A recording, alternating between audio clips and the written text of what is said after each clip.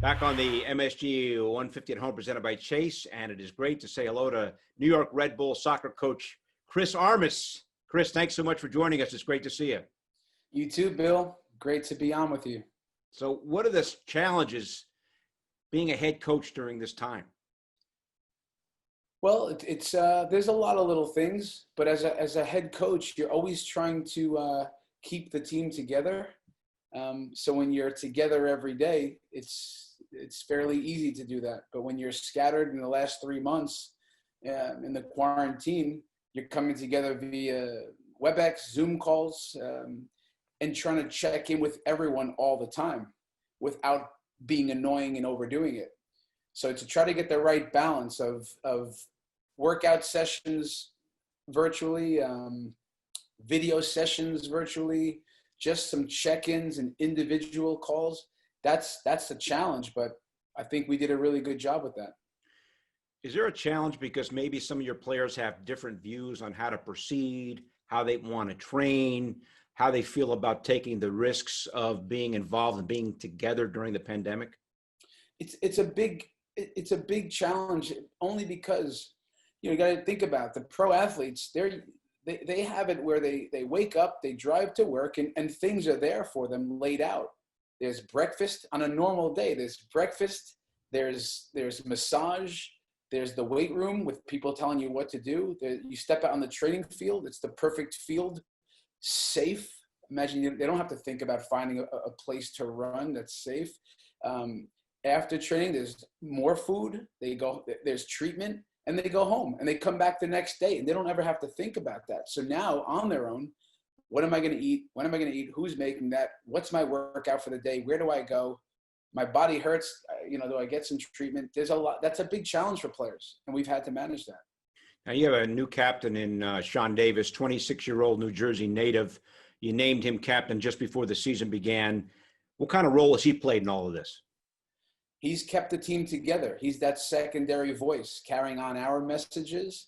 He's a guy that's checking in with players constantly. He's having, Zoom meetings with the whole team and talking about habits when you're not at the facility, making sure guys are being smart, not going out socially and bringing things to our facility. He's done a really nice job of checking in with guys, being a strong voice, being a real voice for the guys. So you guys are going to be down in Orlando. The schedule begins July 8th, but your team schedule, your first game is July 11th. You've been training now. How's it been going the last couple of weeks getting ready for what's going to be a very unique setup in Orlando? Well, as you can imagine, it's been incredible coming back together again, because there's one thing, I think we all know when you're on a FaceTime call, it's different than a phone call. When you're on a Zoom call with a bunch of people, it's different from just a one-on-one. Coach, we've learned that Wi-Fi, you got to have good Wi-Fi. That's the key, right? Good Wi-Fi. It's key. Be close to the Wi-Fi. And now when you realize you take a Zoom call with an entire team and staff, and now in person, there's a different type of energy and an exchange of energy that builds momentum. So we've been training for the last week and a half. We're together. We're pushing it. We're cranking. There's a lot of confidence going into Orlando in really a unique tournament style setup where we're guaranteed 3 games, very similar to a World Cup.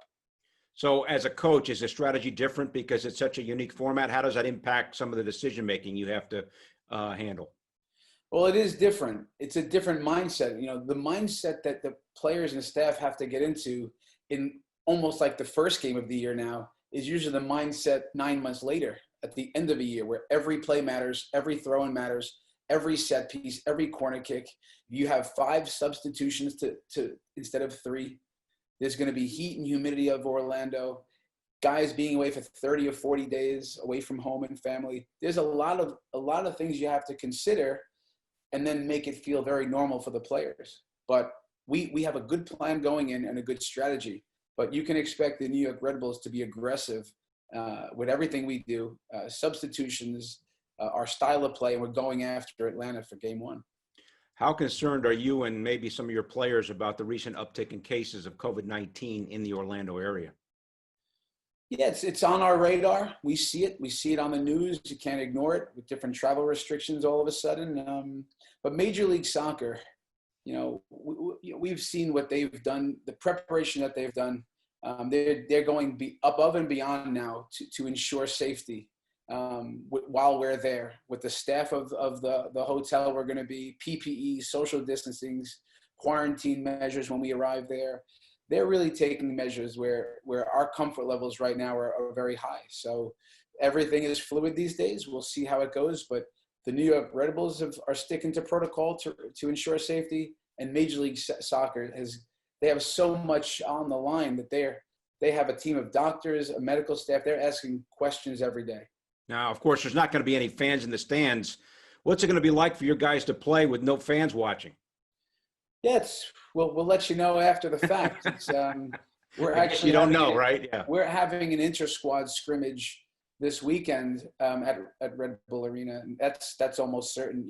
And we'll have a little bit of a game. No fans. What will that feel like? We'll make it feel as official as we can.